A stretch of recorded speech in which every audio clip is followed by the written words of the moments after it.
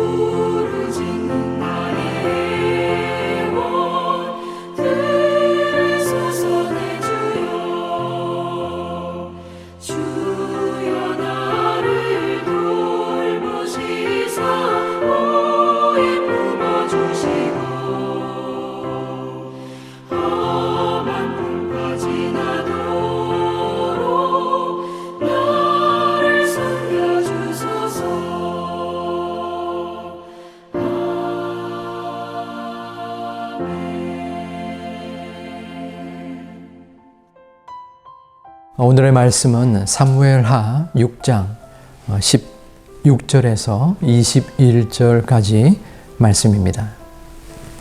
함께 교독토록 하겠습니다. 여호와의 궤가 다윗성으로 들어올 때에 사울의 딸 미갈이 창으로 내다보다가 다윗 왕이 여호와 앞에서 뛰놀며 춤추는 것을 보고 심중에 그를 업신여기니라. 여호와의 궤를 메고 들어가서 다윗이 그것을 위하여 진 장막 가운데 그 준비한 자리에 그것을 두매 다윗이 번제와 화목제를 여호와 앞에 드리니라. 다윗이 번제와 화목제 드리기를 마치고 만군의 여호와의 이름으로 백성에게 축복하고 모든 백성 곧 온 이스라엘 무리에게 남녀를 막론하고 떡 한 개와 고기 한 조각과 곰포도 한 덩이씩 나누어 주매 모든 백성이 각기 집으로 돌아가니라. 다윗이 자기의 가족에게 축복하러 돌아오매 사울의 딸 미갈이 나와서 다윗을 맞으며 이르되 이스라엘 왕이 오늘 어떻게 영화로우신지 방탕한 자가 염치 없이 자기의 몸을 드러내는 것처럼 오늘 그의 신복의 계집종의 눈앞에서 몸을 드러내셨도다 하니 같이 있습니다. 다윗이 미갈에게 이르되 이는 여호와 앞에서 한 것이니라.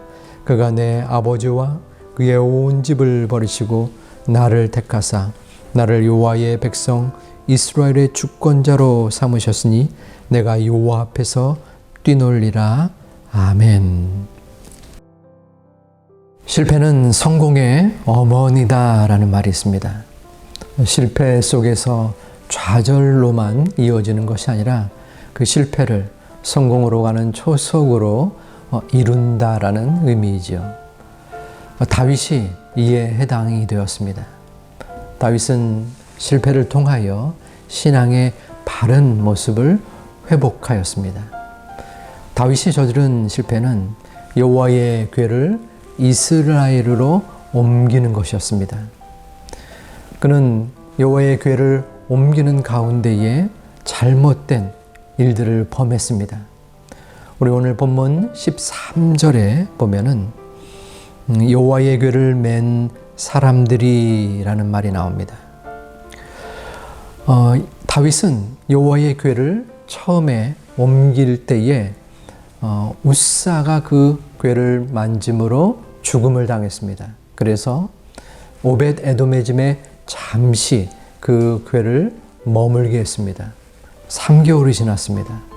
그 오벳 에돔의 집에 여호와의 축복이 임한 것을 보고 이제 다윗은 또다시 그 궤를 이스라엘로 옮기려고 시도를 한 것입니다. 그때에 여호와의 궤를 사람들이 메고 간다라는 말이 나옵니다. 다윗의 실패는 그 궤를 사람들이 원래 메는 데서 수레에 실었던 것입니다. 당시 그앗 자손이나 제사장들이 메었어야 하는 그러한 하나님의 궤였습니다. 그래서 이제는 레위 자손들의 후손들이 그 궤를 어깨에 맨 것입니다. 다윗의 변화는 이뿐만이 아니었습니다. 13절 다시 한번 보게 되면 여호와의 궤를 맨 사람들이 6걸음을 가매 다윗이 소와 살진 송아지로 제사를 드리고, 이전에 다윗은 이 궤를 옮기는 것이 자신을 위한 축제였습니다. 하지만 이제는 하나님을 위한 예배로 만든 것입니다. 6걸음마다 제사를 드렸습니다. 다시 말하면 이제 이후의 모든 상황과 과정을 하나님께서 인도해 주옵소서라는 마음의 표현과 의식인 것입니다. 14절에서 다윗은 여호와의 궤 앞에서 춤을 춥니다. 뛰놉니다. 이 모습을 미갈이 보았습니다. 미갈은 사울의 딸이자 다윗의 아내였습니다. 16절 하반절에 보면 이 미갈이 춤추는 다윗을 무시했다라고 나옵니다. 이는 왕으로서의 품위를 지키지 못하고 천박스러운 모습을 보였다는 것이죠. 다윗은 이에 반박의 말을 합니다. 21절 말씀을 보면 이는 여호와 앞에서 한 것이니라. 그가 내 아버지와 그의 온 집을 버리시고 나를 택하사 나를 여호와의 백성 이스라엘의 주권자로 삼으셨으니 내가 여호와 앞에서 뛰놀리라. 다윗이 춤을 춘 것은 지금까지 보여줬던 여러 변화 중에서 제일 큰 것이었습니다. 다윗은 하나님 앞에서 나는 한낱 종입니다 라는 신앙을 단적으로 보여준 것입니다. 그에게 중요한 것은 이제 하나님이지 그의 왕권이 아니었습니다. 이전에 그의 실패는 여호와의 궤를 이스라엘로 옮김으로 인해서 자신의 정치적 입지를 강화하는 것이었습니다. 하지만 이제는 자신의 성공을 위하여 여호와를 이용하지 않게 된 것입니다. 우리 인생의 주인은 나 같지만 내가 아니라 하나님이십니다. 혹시 이전에 하나님보다 나를 더 우선함으로 인해 하나님을 이용하거나 또 하나님을 성공의 도구로 여긴 적은 없으신지요? 혹은 지금 그러한 마음을 갖고 계시진 않습니까? 다윗은 여호와의 궤를 옮길 때에 하나님을 우선 여김으로 말미암아 그 여호와의 궤 앞에서 춤을 추며 기뻐할 수 있었습니다. 그에게 이제는 내 자신이 중요한 것이 아니라 하나님이 중요한 것입니다. 오늘날 여러분의 삶 속에 불안과 걱정이 앞서는 것은 혹시라도 하나님보다 여러분이 앞서는 까닭은 아닌지 모르겠습니다. 하나님을 지금 내 삶의 주인으로 섬김으로 기쁨과 감사의 믿음과 마음의 이 가을이 되시기를 주님의 이름으로 축원을 드립니다. 함께 적용하고 또 나눌 부분은 하나님보다 내가 앞섰던 적은 혹은 경험은 없으셨는지요? 혹은 지금 내 삶의 문제 속에서 하나님보다 내 가정 혹은 물질, 내 자녀가 앞서는 그러한 부분은 있지 않은지 마음속에 생각해보고 함께 가족들과 나눌 수 있는 시간이 되기를 소망합니다.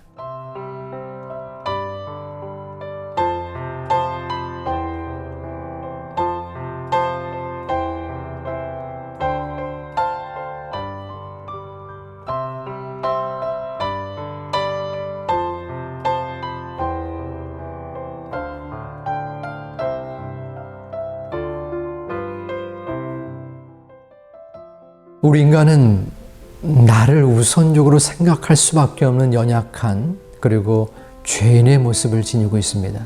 그럼에도 불구하고 오늘 말씀은 내 인생의 주인이 내가 아니라 여호와 하나님이심을 말씀하고 계십니다. 우리의 연약한 모습 속에서 하나님을 주인으로 섬길 수 있는 우리 가족 모두가 우리 제2 가족이 되시기를 다시 한번 소망하며 또 기도하겠습니다.